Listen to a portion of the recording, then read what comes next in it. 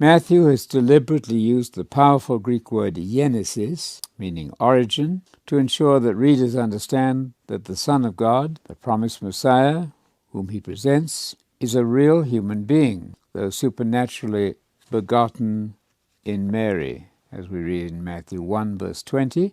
His words are a direct allusion to Genesis 5, verse 1, which speaks of the Genesis, the origin and birth record of Adam. On no account are we to think of the much later post-biblical concept of an eternally begotten so-called Son, who had no beginning in time, to whom Greek philosophically minded church fathers attributed the nonsense phrase, beginningless beginning. The CEB translates Matthew 1, verse 1, as a record of the ancestors of Jesus Christ. The Holman Bible has a historical record of Jesus Christ.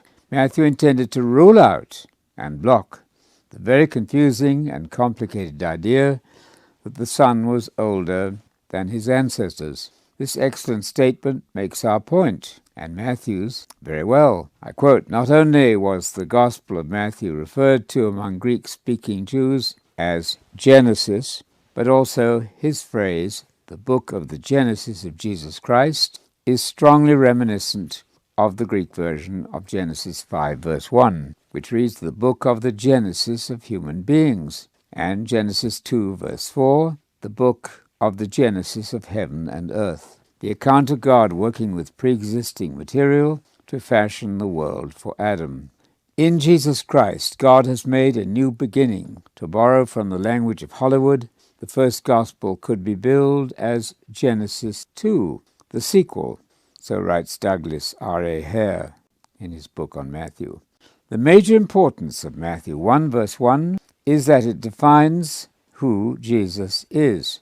John and Paul should not be twisted to contradict this primary umbrella definition of Jesus, meant to identify the true Son of God, the Messiah. Jesus is the visible image of the invisible one God. In Jesus we see the visible glory of God, John 1:18, and Jesus is the visible stamp or impress of his Father, who alone is God, Hebrews 1, verse 2. Man is the image and glory of God, 1 Corinthians 11, verse 7. And in Jesus that ideal image is restored. He does what Adam failed to do. Jesus is the man Messiah of 1 Timothy 2, verse 5, and certainly not God, which would make two who are God.